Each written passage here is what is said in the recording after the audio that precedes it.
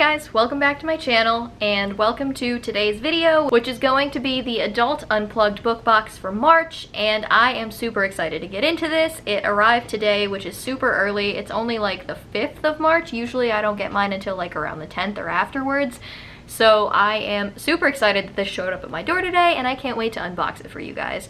So without any further ado, I'm just gonna start. Okay, so as always, the very first thing that I see when I open it up is the spoiler card, and with as little glare from my ring light as possible, there you guys can see it. I'm trying my best not to look at the back. As somebody pointed out in my February unboxing, this one actually says 2021, but the one from last month inexplicably said 2020, but it was a brand new box, I promise you guys. That looks interesting and smells good. I'm interested to get into this. Okay, so the next thing that I see, and this is probably going to blind you guys once I dig through all of the squigglies, is this golden cloth bag, and I have no idea what's inside of it. It's probably a bath product of some kind. Hang on.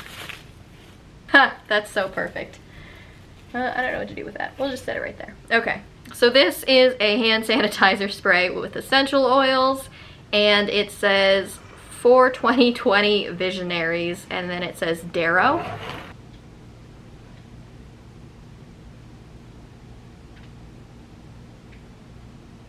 So that's like a really big bottle of hand sanitizer, and obviously super appropriate for the times that we're in. I did not smell it, but it says that it has essential oils. I don't want to like shove it up my nose. It says shake before use, spray on hands, rub hands together until dry. Essential oil blend of wild orange, clove bud, niaouli, rosemary, eucalyptus, and cinnamon bark, which is an intriguing range of smells. Oh, that is potent. I don't know how I feel about that, but it does smell like it would kill any bacteria on your hands, so there's that. Okay, the very next thing that I see is, it looks like a candle. Scented Stories Co. Castrema, smells like smoky vanilla, amber, and surviving the worst. I don't know what that's from. I'll look it up in a minute.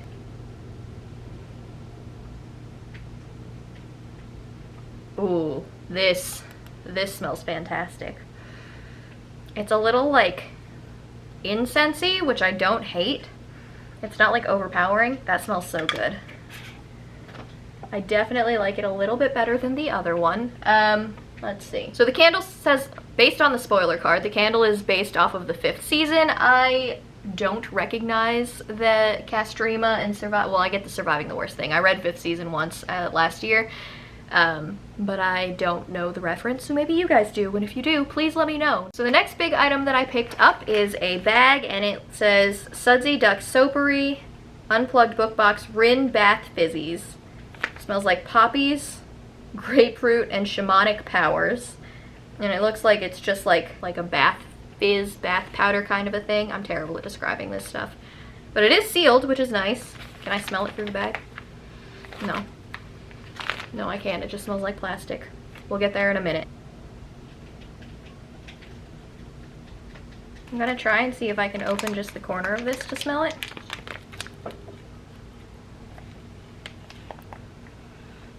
Oh, that smells fantastic. It really does smell like oranges and just citrusy goodness, and that's the grapefruit really comes through. That's one of my like favorite scents. I just love citrus in scented things.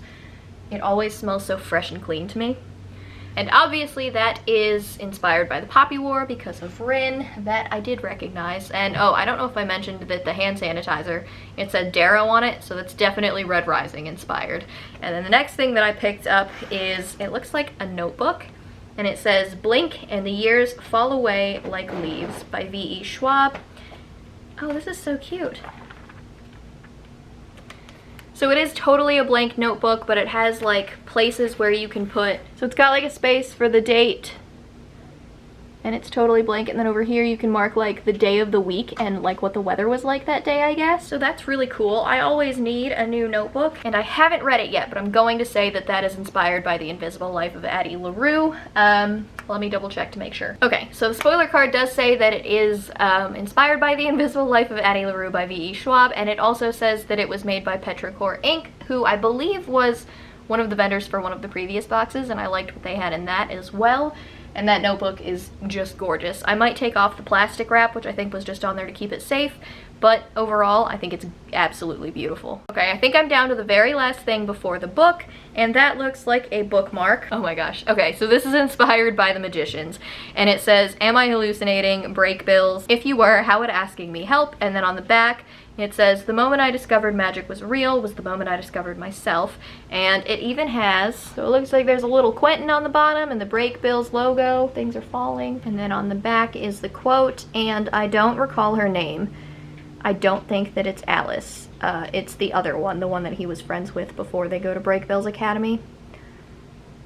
And the rest of it. So I am super excited to add that to my bookmark collection. And now we are finally down to the book, which as always is packaged in super, super cute wrapping paper. I seriously always love the way that they package these. I never want to throw them away, but there's no real reason for me to keep them because they're not like particularly reusable. So who's gonna see it first? Is it gonna be me or you guys? Oh, it's gonna be me. Okay.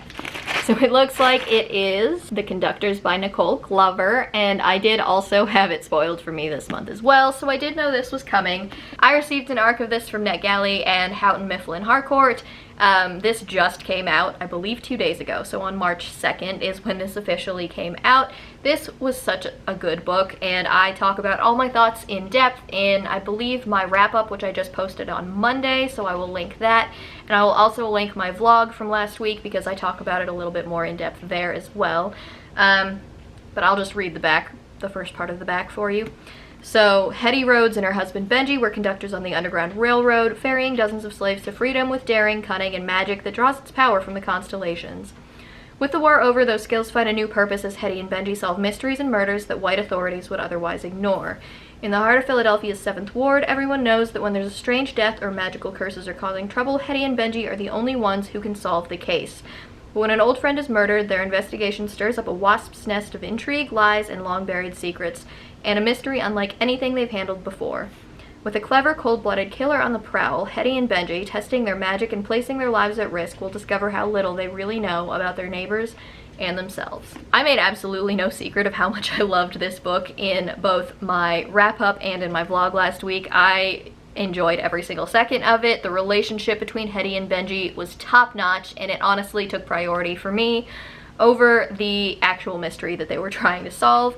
I know that Nicole Glover is planning on a second book. I don't know if it's like a direct sequel or just also taking place with these characters, but I am here for it. I cannot wait, and I am so excited to reread this again in physical form so that I can tab it up as much as I want to. Once again, Unplugged came through with a book plate to place into the book. There is another letter from the author, and a smaller picture of the cover there. And again, also included are the photo challenge and the journal prompts. Okay, apparently I lied because I was digging through the bottom of the box to make sure I didn't miss anything, and I found this super cute pen sitting in the bottom of it. I think that it's probably meant to go with the journal, but I have no idea. Didn't know it was there. Pretty excited about it. I always love getting new pens, so that's exciting. And then there is a business card for 4/20/20. I don't actually know if that's how you're supposed to say their name, but they made the hand sanitizer, and for 4/20 is just how that rolls out for me, so it's coming out as 4/20/20. And then finally, at the very bottom of the box, we have the themes for next month. April 2021 is Venom. For the young adult box is Power. And the back of it also advertises that they are going to be doing a special edition box for Casey McQuiston's next book, which is pretty exciting. I really loved Red, White, and Royal Blue. I'm running out of room to display things here. And that is everything. I dug through all of the paper to make sure this time, and that is officially the end of the March box. I hope you guys enjoyed this unboxing. I know for a fact I'm going to, again, enjoy every single one of the items that is in here. I am so excited that I get to share this with you guys every single month. I'm not paid for it. I just really, really like this box. So, yeah, that is the end of this unboxing, and I guess I will talk to you guys in my next video. Bye!